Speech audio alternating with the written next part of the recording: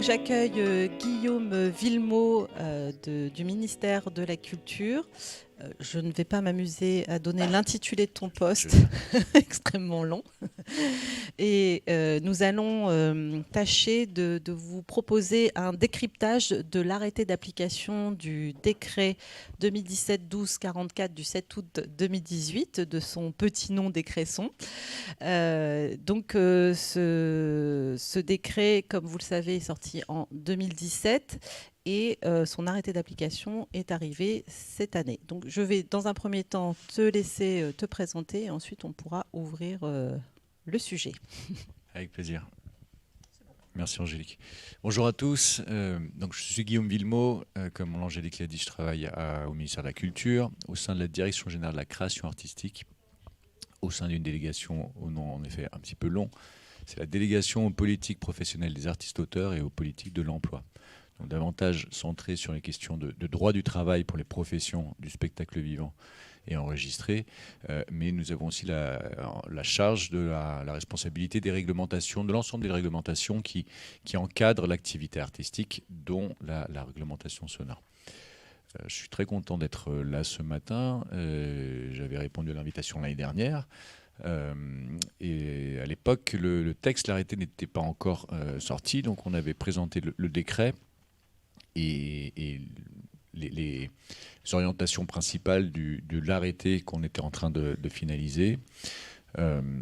Avant d'entrer dans le détail de la présentation de ce texte, je tiens à dire qu'on a collectivement beaucoup avancé sur ces questions au cours de l'année écoulée, que ce soit au travers du travail de préparation de cet arrêté et d'accompagnement de la sortie de ce texte et d'une manière générale sur tout le travail de compréhension et d'accompagnement de ces enjeux grâce au travail d'Agisson. Je vois que le festival Mars Attack est dans la salle. J'ai eu la chance de venir participer à l'expérimentation. Bref, on a, nous, côté ministère de la Culture, à cœur de faire en sorte que l'application de ce texte, dont on sait qu'il pose un certain nombre de difficultés aux professionnels, puisse se faire de la meilleure manière possible. Et on remercie Agisson dans ce travail-là. Voilà. Alors effectivement, c'est un texte ambitieux qui pose beaucoup de questions. Donc ça fait, comme le rappelait Julien Martineau, cette année que nous travaillons spécifiquement sur ce sujet avec Agisson, même si nous étions déjà dans les concertations au sein du Conseil national du bruit pour la création de ce texte. Ça fait quand même un certain nombre d'années que ce sujet, on va dire, est abordé avec l'ensemble des parties prenantes au sein de cette instance qui est le Conseil national du bruit. Donc on va arriver donc sur les dates clés, effectivement, donc avec cette sortie le 7 août 2017, donc après on va dire, à peu près 4 années d'échanges au sein du Conseil national du bruit. Moi, j'aimerais rappeler quand même qu'au sein de cette instance, on est quand même très très nombreux, des parties très très différentes. On a des experts acoustiques, des gens qui travaillent plutôt dans le domaine ferroviaire. On a les représentants des 3 ministères concernés par ce texte, l'écologie, la santé et la culture. On a également des représentants des riverains. Et puis des représentants des sociétés civiles comme l'AMF, voilà, des élus, etc. Donc on va dire un petit peu toute la société est représentée autour des sujets du bruit. Donc ce texte autour de la réglementation sonore des événements on va dire plutôt de l'ordre du loisir, est arrivé sur la table du CNB et a fait l'objet de beaucoup de discussions, de beaucoup d'échanges, puisque chacun avait évidemment des points de vue très très divers et variés. Il a fallu faire converger tous ces points de vue au sein d'un texte réglementaire. Nous, Agisson, on s'est chargé quand même de faire énormément de pédagogie, puisque c'est vrai qu'on est sur des métiers qui ne sont pas simples à appréhender pour le commun des mortels, j'ai envie de dire, en tout cas des gens qui ne travaillent pas du tout dans notre secteur d'activité, et que face à des riverains qui, eux, n'entendent que du bruit, il a fallu quand même faire énormément de pédagogie. On a mené beaucoup d'expérimentations, notamment, vous avez peut-être entendu parler des campagnes opérations, qui ont été des campagnes de mesures sonores qui nous ont permis d'identifier la manière dont se passaient nos activités selon les catégories. On a fait ça dans les festivals, on a fait ça dans des toutes petites salles également, avec des esthétiques particulièrement... on a souhaité faire ça sur des esthétiques particulièrement, on va dire, musclées, plutôt punk, etc., pour vraiment avoir un panel assez large et représentatif de la manière dont se passe le sonore sur nos métiers, et ce qui était possible, envisageable dans un texte réglementaire sans que ça impacte l'aspect artistique en fait. Donc voilà, chacun a défendu ses points de vue. On était arrivé quand même à un premier texte avec l'ensemble des parties prenantes au sein du Conseil national du bruit qui commençait à devenir assez intéressant.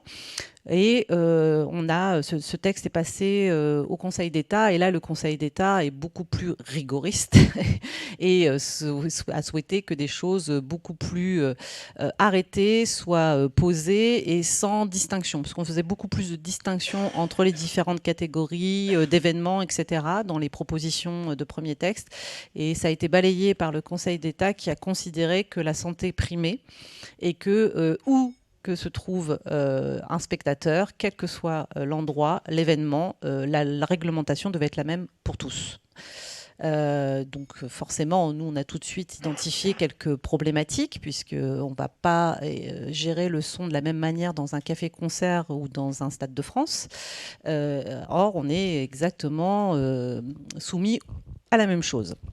Donc voilà, on a ce texte qui est sorti. On avait 1 an avant son application. Donc dans un premier temps, Agisson a proposé un tour de France. Donc on a lancé un tour de France en octobre 2017 pour recueillir l'avis de l'ensemble des professionnels, mais de toutes les parties prenantes. On a invité aussi bien les agents des ARS, les agents en charge des contrôles, que les techniciens, que les organisateurs, que les artistes, etc., à venir s'exprimer sur le sujet. On avait fait des groupes de travail. Et donc pendant 1 an, on a travaillé comme ça sur ces groupes de travail. On a sorti des éléments qui nous ont permis effectivement d'identifier les différentes problématiques qui nous semblaient importantes de résoudre. En décembre 2017, avec le Centre d'information et de documentation sur le bruit, un colloque a été organisé qui s'appelait Son amplifié, la nouvelle réglementation entre en scène. Ça s'est passé à Rennes, où donc on a pu échanger justement sur ce texte réglementaire, ses ambitions, mais également la profession s'est exprimée sur ses craintes quant à l'application de ce texte. En octobre 2018, ce texte a été rendu applicable. Et en avril 2021, nous avons lancé un second Tour de France pour continuer à avancer sur le sujet, puisqu'entre-temps, on avait fait d'autres campagnes de mesures sonores. On avait des éléments d'échange à apporter à la connaissance des acteurs de terrain. Et donc, on a souhaité à nouveau échanger avec eux sur tous ces aspects. Et donc, de janvier à mai 2022, il y a une reprise des discussions sur l'arrêté d'application. Et il y a une consultation publique, c'est pour ça que vous avez pu bénéficier des orientations en novembre dernier avec Guillaume. On avait pu vous aborder les orientations de l'arrêté, puisqu'il y avait une consultation publique à l'été. Et donc en avril de cette année, le texte a été publié. Donc ce qu'on vous propose aujourd'hui, c'est de vous rappeler les principales, on va dire, prescriptions du décret. Donc je vous rappelle qu'il y a 2 volets. Il y a un volet santé publique et il y a un volet environnement. Donc on vous propose de vous rappeler les principales prescriptions de ce texte, et ensuite on déroule les différentes avancées que l'arrêté et les éclairages que l'arrêté a pu apporter. Alors, je peut-être présenter juste sur le volet santé publique, sur le rappel donc, du décret. On a donc une prescription qui nous demande de ne dépasser à aucun moment et en aucun endroit accessible au public, et cette phrase est extrêmement importante, 102 dBA sur 15 minutes, 118 dBc sur 15 minutes. Donc nous, on avait identifié un certain nombre de difficultés à tout cela. Donc comme vous pouvez le voir, on avait le respect du 118 en tout point, puisqu'on sait bien que 118 dBc, le dBc sont des fréquences qui sont très variables dans le temps et dans l'espace. Donc c'était un petit peu compliqué de trouver la méthode qui nous permette de respecter ces valeurs en tout endroit accessible au public, encore une fois, avec la valeur complémentaire, enfin les deux similaires de 102 et 118. Donc voilà, on avait cet aspect-là, c'était assez complexe, avec la mesure à la console, etc. Mais on va revenir sur tout ça. Le fait d'afficher en continu ces niveaux près de la console et de les enregistrer. Donc, sachant que les matériels... bonjour à tous, je vous en prie, il reste encore quelques places par ici, n'hésitez pas, hein, ça ne me perturbe pas du tout si vous passez. Les matériels de gestion sonore ne nous semblaient a priori pas forcément très adaptés dans le sens où ils avaient l'habitude de fonctionner avec un seul micro, un micro qu'on posait à la console. Donc voilà, il y avait quand même des questionnements par rapport au matériel. Donc nous, c'était les points, on va dire, principaux qui avaient attiré notre attention sur le décret. Donc sur le volet santé publique, on va passer donc aux éclairages de l'arrêté. Premier point, donc on précise le caractère habituel des activités. Guillaume. Oui, parce que c'est la question du champ d'application du texte. Et donc, en effet, l'arrêté définit ce caractère habituel en posant un seuil. Donc, c'est ce que vous avez ici. C'est une durée soit égale ou supérieure à 12 jours calendaires sur 12 mois consécutifs, ou sur une durée supérieure à 3 jours calendaires sur 30 jours consécutifs. Donc, on prend en considération soit l'année entière, il faut avoir 12 jours consécutifs, soit au sein d'un même mois. Le point important, c'est que ce caractère habituel, il n'est pas demandé pour les festivals. C'est-à-dire que même si vous êtes un festival et que vous n'entrez pas dans ces définitions-là, ça ne vous exonère pas des obligations.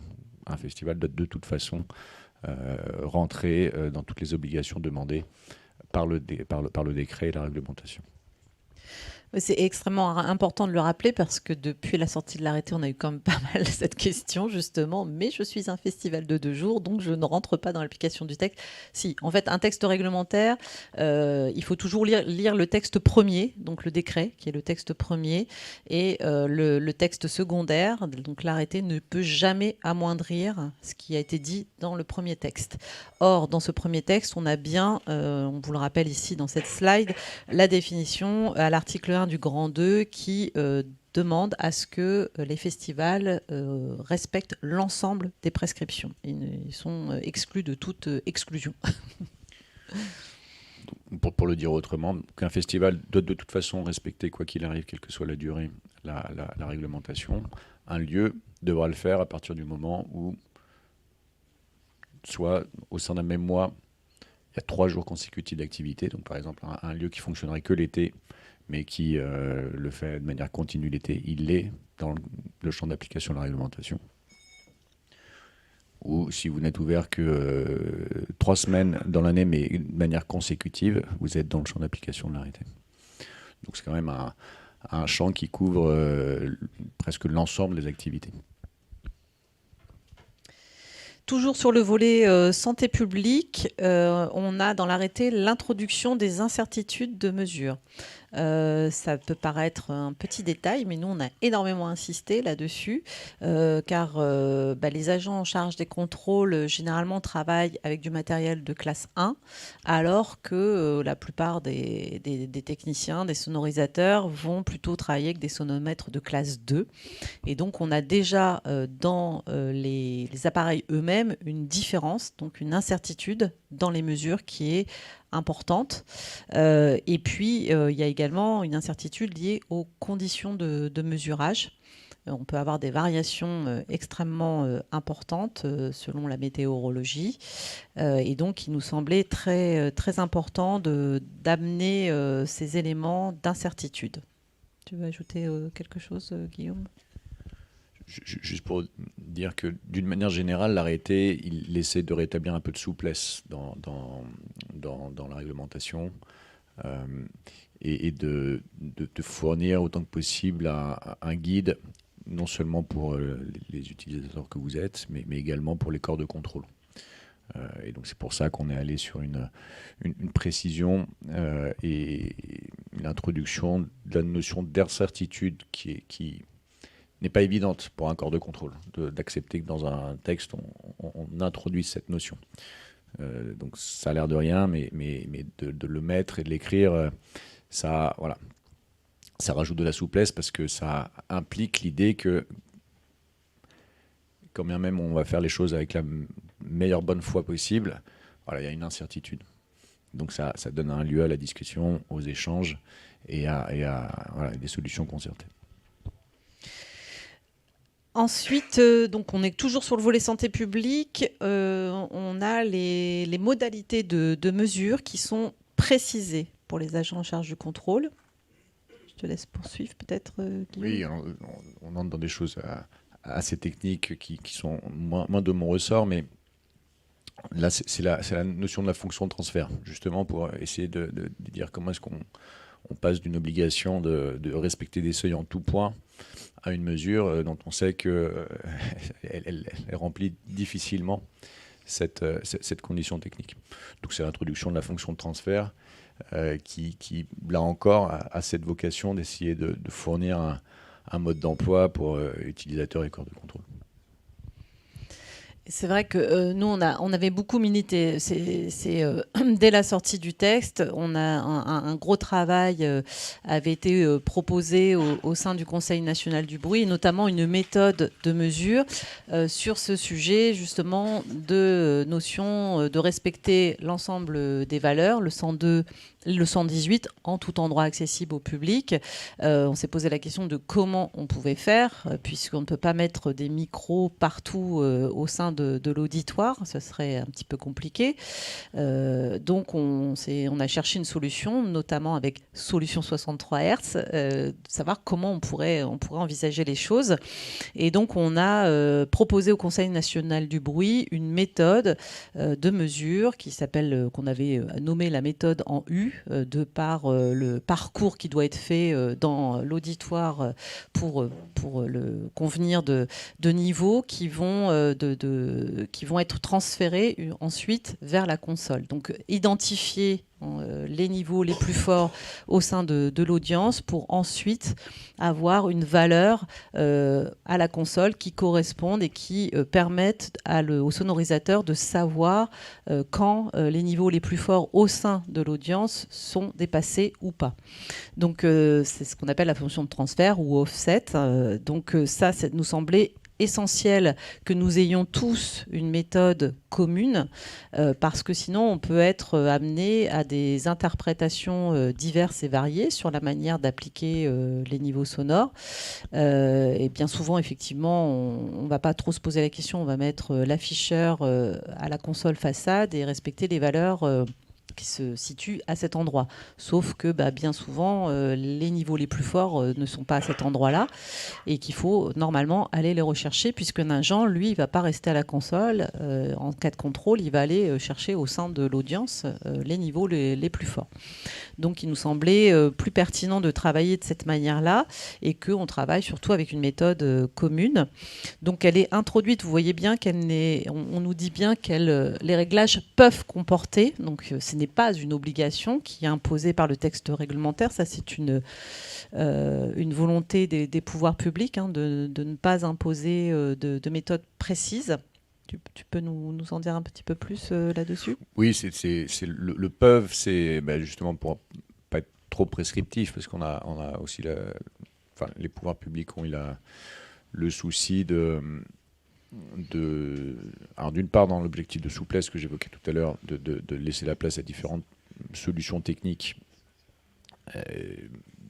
des différents utilisateurs, et puis aussi parce qu'on a conscience que derrière, c'est un matériel qui est requis pour ça. Donc pas d'injonction sur l'équipement que ça nécessite. Voilà. Néanmoins, donc slide suivante, on peut constater qu'on rappelle quand même, notamment dans l'attestation de pose de l'afficheur enregistreur, on rappelle que dans les caractéristiques techniques, on doit vérifier en particulier la fonction de transfert. Donc cette notion est quand même répétée à différents endroits. Donc nous, effectivement, chez Agisson, c'est ce qu'on préconise de faire. Donc on est plutôt satisfait de cette introduction. Et c'est ce qu'on recommande, vraiment, parce qu'on ne voit pas bien comment respecter sinon les valeurs sur cette notion de en tout endroit accessible au public. Donc on nous précise également que le stockage des données, puisque je vous rappelle que les données doivent être enregistrées, est de 6 mois.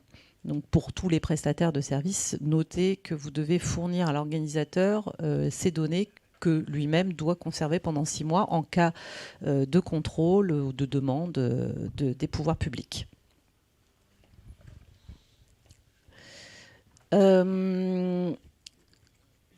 Donc toujours sur le volet santé publique, on nous précise la localisation du dispositif d'enregistrement, donc qui doit être positionné de façon à refléter l'exposition du public. Donc encore une fois, on insiste sur le fait qu'on doit quand même prendre en compte l'ensemble du public dans ce texte réglementaire. Et on nous précise également qu'il y a une vérification périodique de ces appareils qui doit être faite. Donc ça, c'est très important, notamment pour ceux qui vont être en charge de ce matériel. On peut passer au volet peut-être environnemental avec un rappel donc, sur le fait qu'on doit respecter le fait d'avoir une étude d'impact des nuisances sonores pour les festivals et un niveau d'émergence de 3 dB alors, en période nocturne et 5 dB en période diurne. Donc pour nous, c'est vrai que ça nous semblait très, très difficile, d'autant plus que, comme vous le savez, pour un festival, une étude d'impact des nuisances sonores est rendue bien avant l'événement et donne lieu à autorisation d'occuper le territoire. Or, aujourd'hui, ce 3 dB d'émergence, on le sait, pour avoir testé différents événements et donc avoir fait des mesures environnementales, on se rend bien compte que 3 dB, ce n'est pas tenable en fait pour un événement de plein air, à moins d'être très très très éloigné des premières habitations, ce qui est peu le cas sur notre territoire français où on a quand même une densité de population assez importante. Donc on a essayé effectivement de trouver des solutions pour, on va dire, faire en sorte que cette étude soit un peu moins portée sur cette obligation de résultat, mais plutôt sur des moyens et qu'on montre qu'on a mis tout en œuvre pour impacter à minima le voisinage, bien qu'il faut rappeler, on est sur un événement de plein air, donc forcément, on impacte le voisinage, ça c'est un fait. Donc dans l'arrêté d'application, je te passe la main, Guillaume, on a ce petit éclairage sur l'EINS. Oui, c'est exactement ce que tu disais, Angélique. L'émergence, on a conscience que c'est le point le plus compliqué de la réglementation à l'heure actuelle. En particulier pour les manifestations en plein air. Les valeurs 5 dB, 3 dB sont au niveau du décret. Et on ne pouvait pas toucher à ces valeurs-là dans le cadre de l'arrêté. Voilà, c'est des valeurs qui sont fixées et qu'il est très difficile de faire bouger, qu'on ne peut pas faire bouger à un niveau réglementaire. On l'avait déjà évoqué l'année dernière, parce qu'il y a un principe en droit de l'environnement qui est celui de la non-régressivité, c'est-à-dire que lorsqu'il y a une norme qui a été fixée de défense de l'environnement, on ne peut pas amoindrir la contrainte et la protection qui a été fixée par cette norme. Donc, bien sûr, un cadre très contraint. Ce qu'il a été fait via l'arrêté, c'est de essayer de faire glisser le texte d'une obligation de résultat à une obligation de moyens. Donc c'est ce que tu dis. Et le support, c'est l'étude d'impact. C'est-à-dire qu'on sait que les 3 dB d'émergence, ça va être très difficile de les respecter dans un certain nombre d'installations. D'autant plus qu'on sait aussi, vous le savez mieux que moi, que selon les conditions du moment, atmosphériques ou autres, ces choses-là ont une forte volatilité. Selon le sens du vent, selon un ensemble de facteurs qui peuvent être très conjoncturels.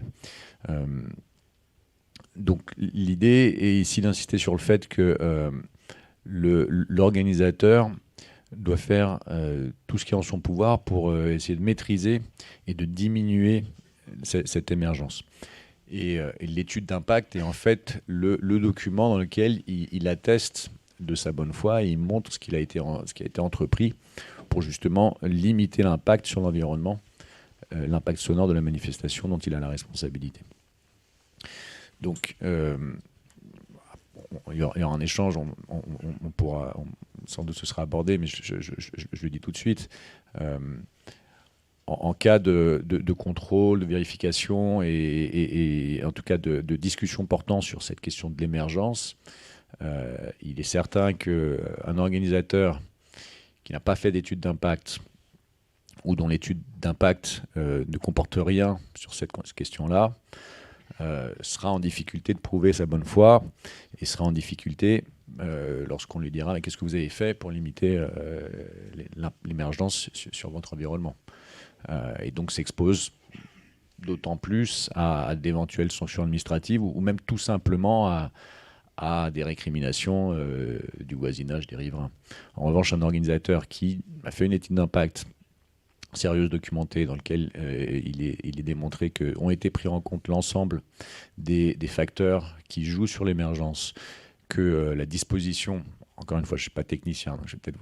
Voilà, c'est vous qui le savez mieux, mais que la disposition de l'événement et l'ensemble des mesures pratiques, techniques ont été prises pour faire en sorte de réduire l'impact et que c'est consigné et attesté dans l'étude d'impact par les personnes compétentes, c'est un document qui sera bien entendu pris en compte à toutes les étapes éventuelles d'un contrôle, d'une discussion, d'une restitution et d'échanges au sens large avec l'ensemble des riverains. Donc c'est vraiment cette notion d'obligation de moyens et de caractère de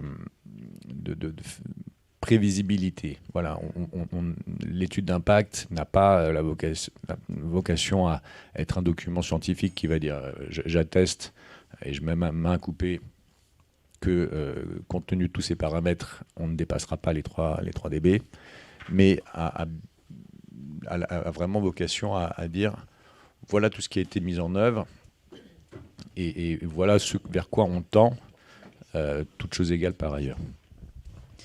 Donc ça amène, comme vous le savez, et certains sont dans la salle, un nouveau protagoniste dans nos métiers, qui est le bureau d'études acoustiques.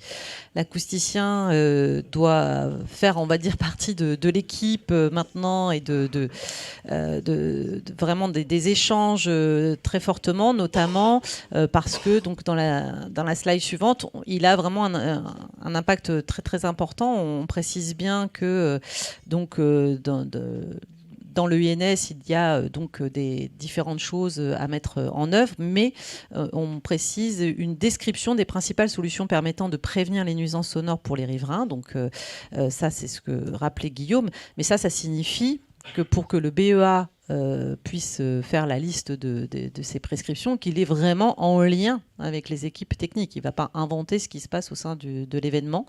Donc il y a vraiment ce besoin de concertation forte avec les bureaux d'études acoustiques, et ils doivent rentrer dans un dialogue nourri avec les sonorisateurs.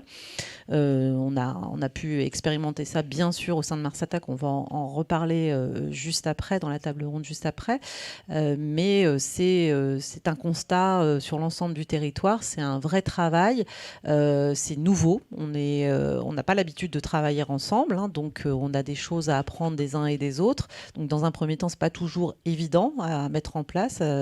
Il faut aussi, je crois, faire œuvre effectivement de pédagogie vis-à-vis des acousticiens qui ne seraient pas qui ne viendraient pas de notre secteur d'activité et ne connaîtraient pas très bien les fonctionnements, parce que c'est vrai que dans la plupart des études d'impact qu'a pu étudier Jackie Levesque, président du comité scientifique d'Agisson, qui s'excuse par ailleurs de ne pas être avec nous aujourd'hui, en fait, on se rend compte que la plupart sont faites comme une étude d'impact qui aurait pu être faite sur un environnement industriel ou autre, en fait, sur une étude d'impact classique, alors même qu'il faut rappeler quand même certains aspects bien précis des conditions de l'exercice de l'organisation d'un festival qui est bien particulier, d'une sonorisation qui ne fonctionne pas comme une machine industrielle avec une répétitivité constante, qui va être beaucoup plus simple, entre guillemets, à mesurer et à contrôler. Là, on est sur, encore une fois, de la musique vivante, on est sur l'expression d'une œuvre artistique, et donc tout ne peut pas se faire et se contrôler de la même manière qu'un bruit industriel. Donc ça, déjà, il faut partir de ce postulat dans la discussion avec le BEA, ce qui est absolument pas anodin, parce que ça change les méthodes de travail pour le BEA. Mais il va aussi vous demander de prendre en compte tous les aspects environnementaux auxquels vous n'êtes pas forcément habitué dans votre travail de sonorisateur à prendre en compte. Et ça aussi, ça va changer vos méthodes de travail. Et c'est un peu tout ce qu'on a essayé justement d'expérimenter au sein du festival. Mais ça, on va en discuter dans la table ronde juste après. En tout cas, il faut quand même noter dans les constats divers et variés que nous avons pu faire au sein d'Agisson, dans des échanges via des études, et notamment celle du baromètre du CNM ou celle d'Agisson, qu'on a quand même un public qui est extrêmement partagé sur la qualité sonore de nos événements. Donc on a un questionnement à avoir au sein même de nos professions sur ce qu'on produit, sur la manière dont on le produit. On a un questionnement qu'on pose aussi à l'endroit des producteurs et des artistes, hein, qui sont au tout début de la chaîne, et je crois que c'est important d'inclure en fait l'ensemble de la chaîne dans ce sujet du sonore, parce qu'effectivement on va avoir des artistes qui n'ont pas forcément conscience, on se rend compte, de ce que leur œuvre va donner quand ils vont être en live sur un énorme système de sonorisation. On le sait, aujourd'hui, beaucoup d'artistes vont émerger via les réseaux sociaux, montent en puissance du jour au lendemain et se retrouvent sur une grande scène sans avoir jamais pratiqué ces grandes scènes et sans avoir jamais travaillé le son pour le live et pour un système de sonorisation conséquent. Donc on se retrouve avec des prods qui sont parfois un peu complexes pour les sonorisateurs à gérer. Et donc ça aussi, c'est un vrai travail, c'est une vraie réflexion à avoir déjà à l'origine du son, et donc avec les artistes et leurs producteurs. Et donc ensuite, on a, nous aussi, cette réflexion, en tout cas au niveau des techniciens, des acousticiens, de comment gérer au mieux et circonscrire au maximum le son au sein d'un événement pour éviter d'émerger on va dire de manière pléthorique sur le voisinage. On aime bien quand même, vous le savez peut-être chez Agisson, travailler sur ce sujet des basses fréquences. Parce qu'aujourd'hui, la réglementation, elle demande sur ce niveau d'émergence de travailler sur un champ fréquentiel bien précis, qui va du 125 Hz au 4000 Hz. Or, on a pu constater que ce qui va véritablement gêner le voisin se situe généralement en deçà des 125 Hz. Donc, c'est ce qui relève du 63, du 31, voire même plus bas maintenant. Donc, autant, et effectivement, c'est assez génial qu'on ait des systèmes qui ouvrent la palette fréquentielle artistique, autant pour le voisin, c'est beaucoup moins sympa. Donc, il faut qu'on arrive à travailler mieux, en tout cas à faire en sorte que ces fréquences, qui sont vraiment les plus, en plus, celles qui se diffusent le mieux, on va dire, dans l'environnement, elles adorent tout ce qui est conducteur, il faut qu'on arrive à mieux les maîtriser et à faire en sorte qu'elles restent pour les spectateurs uniquement, ou en tout cas un maximum, et qu'elles aillent moins gêner les riverains. C'est un petit peu, nous, ce sur quoi on essaie d'avancer, parce que, comme le rappelait Guillaume, on est sur un principe de non-régressivité, en fait, avec le Code de l'environnement. On ne pourra pas changer le texte sur ce 3 dB d'émergence, à moins qu'on ne propose quelque chose qui soit mieux disant.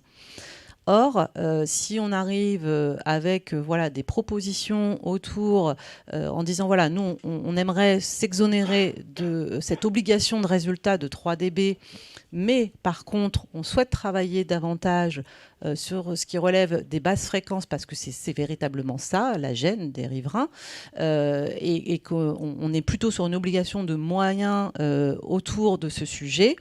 Je pense qu'on pourrait être dans une proposition qui serait acceptable pour le Conseil d'État.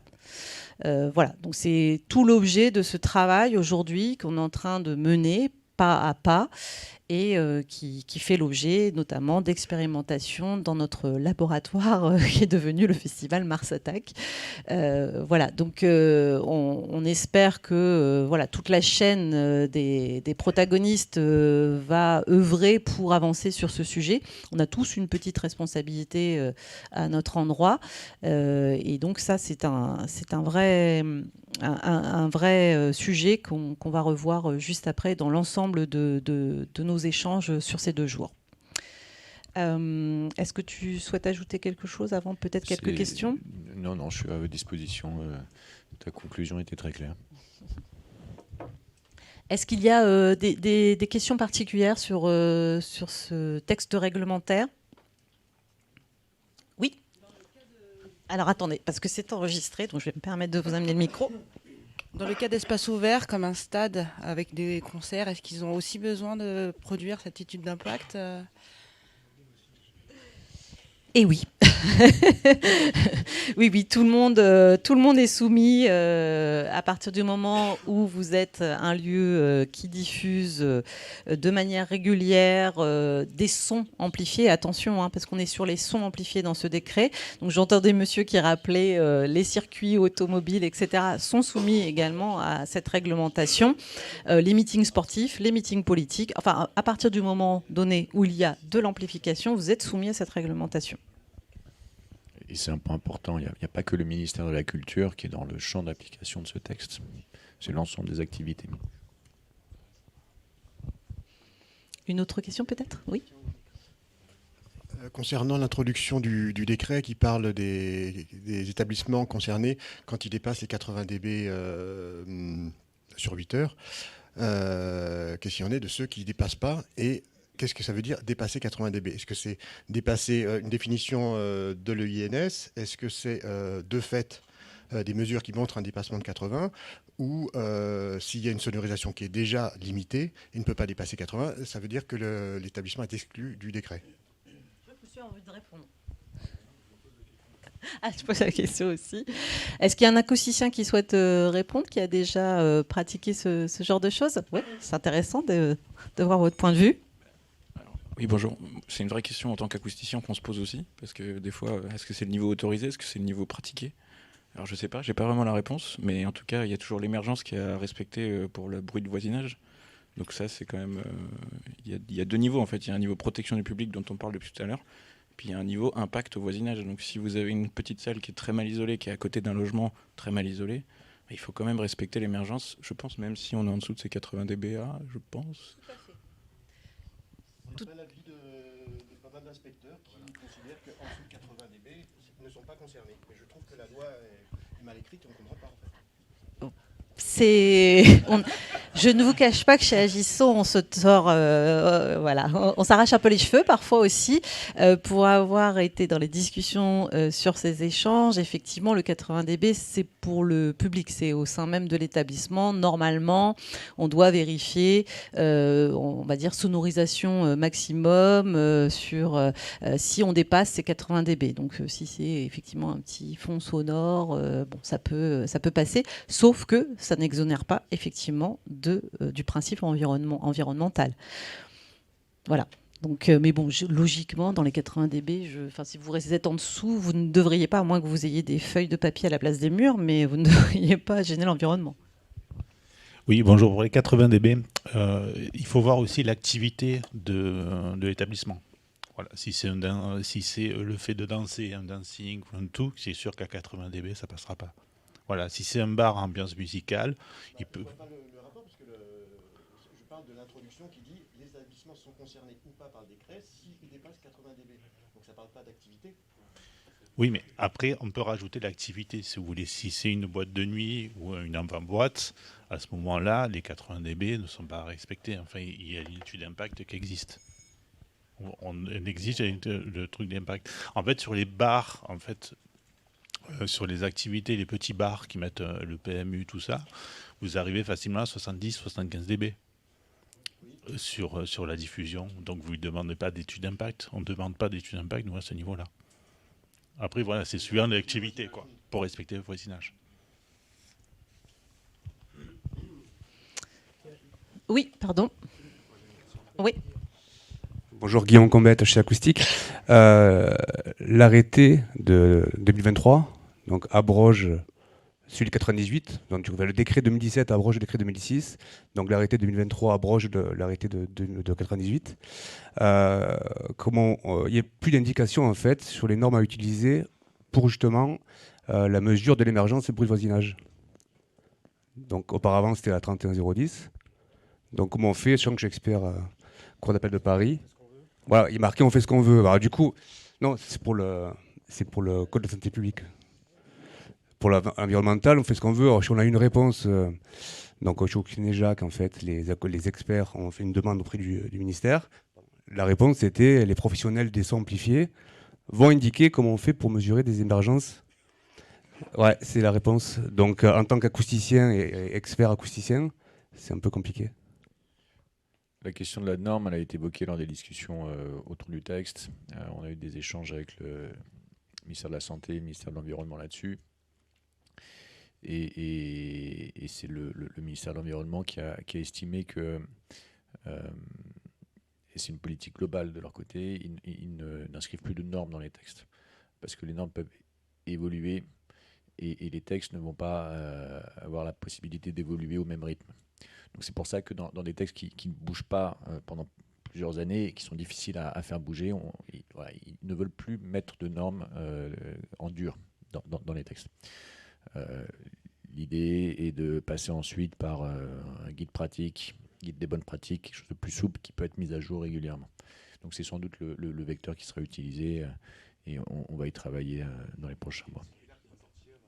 Oui, enfin, ce ne sera pas une circulaire, mais un guide des bonnes pratiques qui viennent parler de ces aspects techniques-là et qui peut être mis à jour au fur et à mesure que les normes évoluent, le matériel évolue. En fait, on a le guide son amplifié du Centre d'information et de documentation sur le bruit qui, normalement, sert de guide, d'application, effectivement, et qui évolue, puisque c'est un site internet qui évolue, effectivement, en fonction des avancées. Sauf que ça reste un guide, que ce n'est pas quelque chose de très normé. Donc les professionnels dont parle le ministère, c'est agissant. Non, de fait. Juste une petite question concernant l'étude d'impact. Est-ce que ça doit forcément passer par un bureau d'études agréé, bureau d'études acoustiques, ou par exemple pour les sociétés de prestations, si on fait par exemple en utilisant des logiciels comme DNB, un ArrayCalc, ça suffit, un noise calc, ça suffit, ou est-ce qu'il faut avoir quelque chose vraiment officiel? Je ne pense pas que vous puissiez calculer le résiduel avec un noise calc. Et Ouais. Alors ça reste, c'est un vrai sujet au sein des discussions du Conseil national du bruit. Il n'y a plus en fait de BEA, on va dire, agréé. Après, une étude d'impact doit comporter quand même des choses très précises, hein, qui sont quand même listées aujourd'hui dans l'arrêté d'application, qui sont reprécisées dans le guide justement du CIDB. Je ne suis pas sûre que quand on n'est pas acousticien, on soit en capacité de mener l'ensemble des champs. Voilà. On prend peut-être une dernière question. Ouais.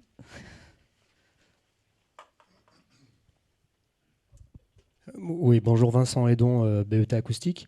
Je vais amener juste un petit élément de réponse au monsieur qui vient de prendre la parole. Parce qu'on a intervenu, on a fait une étude d'impact des nuisances sonores assez poussée sur un festival cet été. Et justement, vous dites le logiciel, les calculs peuvent donner un mapping de la pression sonore sur le public. Et on en reste à ça. En fait, on a découvert, on est intervenu sur le festival, on a trouvé que c'était beaucoup plus intéressant qu'un intervenant extérieur qui fasse de la vraie mesure. De la mesure acoustique avec des sonomètres de classe 1, avec des valeurs qui soient véritablement système étalonné, calibrés par le LNE, etc., pour avoir des valeurs qui soient indiscutables, qui soient consignées dans le rapport et qui soient clairement indépendantes du prestataire. Vous savez qu'au début, on s'est dit, les gens nous voyaient arriver avec nos sonomètres, attention, c'est les ingénieurs, etc. Ça peut, effectivement, il y a la phase de mise en relation, la phase de discussion, mais après coup, quand on s'est dit, bah non, regardez, on a les mêmes valeurs, on a à peu près la même chose, mais on avait de la mesure. Et tout le monde était très content de les avoir. Okay. Oui, c'est extrêmement important hein, dans les échanges, ce qu'on rappelait tout à l'heure. Je crois qu'on ne peut pas s'exonérer d'un vrai travail acoustique. J'ai une dernière question par rapport au festival et à la problématique des émergences. Je crois savoir que les circuits de vitesse en fait, sont montés au Sénat pour essayer d'avoir une dérogation justement pour ces émergences. Savoir si, côté festival, il y avait une requête dans ce sens-là. Absolument. En fait, c'est tout l'objet, en fait, c'est ce que je vous expliquais, c'est un peu tout l'objet de tout ce travail, c'est de montrer que d'autres solutions sont possibles aussi pour notre secteur, d'amener en fait des réponses pour monter au créneau justement d'un projet de loi de la même manière que ce qu'ont fait les circuits motorisés. Je ne sais pas si ça va passer, si dans leurs propositions et dans leur argumentaire c'est tenable devant un Conseil d'État. Néanmoins, nous justement, on essaie de renforcer cet argumentaire avec tout ce travail pour que potentiellement des sénatrices ou sénateurs qui seraient plutôt enclins à sauver nos événements, on va dire, puisque aujourd'hui si on applique stricto sensu ce texte ou si on est attaqué par des riverains, on a quand même de gros risques. Donc on espère qu'il y ait un tel projet de loi qui soit porté pour sortir justement notamment de ce côté 3 dB d'émergence qui n'est pas tenable en fait hein, à ce jour et proposer des choses mieux disantes. Je vais prendre une dernière question parce qu'après on a quand même une autre table ronde, hein, mais vous inquiétez pas, on va revenir sur tous ces sujets. Oui, juste très vite, David Rousseau, je m'occupe notamment de Mars Attack. Quand on regarde là, tout ça, il y a pour moi des choses fondamentales qu'on n'a pas dit. Aujourd'hui, le DBR, on s'en fout. Je m'excuse de parler un peu crûment, mais le DBR, on s'en fout. Ce qui compte, c'est les bases, parce que c'est ce qui traverse les parois et c'est ce qui emmerde les voisins. Et pour en revenir sur l'étude d'impact, ce que je pense, c'est que ce qui est vraiment bien et que devrait faire tout sonorisateur, parce qu'il n'y a pas besoin de moyens énormes, c'est d'avoir des sondes à distance. Là, on parle d'un PC qui est connecté avec un desktop partagé de n'importe quoi, d'un Google, de ce qu'on veut, avec une petite carte son et REW, donc un truc qui est gratuit. Et mine de rien, ça, c'est pas normalisé, on est d'accord, c'est pas de la classe 1, c'est pas tout ça. Mais le minimum, ce serait de mettre ça en place parce que c'est pas très onéreux et ça permet déjà de visualiser. Aujourd'hui, les ordres de grandeur, c'est 35 dB d'émergence. Pour se parler un peu vrai. Quand on a 35 dB d'émergence, qu'on ait un sonomètre qui soit calibré ou pas, ça ne va pas changer grand-chose. Et donc, le minimum syndical, c'est déjà d'avoir la démarche d'aller chercher le problème et d'aller essayer de le comprendre. Avant même de vouloir faire des mesures extrêmement précises, moi je trouve que c'est bien de, au minimum, mettre en œuvre les moyens gratuits qui sont simples à mettre en œuvre et qui permettent quand même de faire des choses. Et après, évidemment qu'il faut se rapprocher de BEA parce qu'on n'a pas la science de ces trucs-là. Mais on n'a pas forcément les moyens de se payer un BEA à la mesure d'eux. Mais aujourd'hui, un sonorisateur qui trouve un petit PC avec un bout d'REW qui est un logiciel gratuit, bah, ça permet déjà de faire des choses. Et je trouve que c'est important de le dire parce qu'au moins ça va dans le bon sens. Juste pour compléter, en fait, il y a plusieurs types de mesures. En fait, il y a les mesures de constat, et je pense que David parle plutôt des mesures sur site pour après influer sur le son en live. Voilà, donc je pense que voilà, il faut parler il y a plusieurs types de mesures acoustiques, et je pense que les acousticiens ne parlent pas forcément des mêmes mesures donc réglementaires chez le voisinage pour constater, et que celles de David.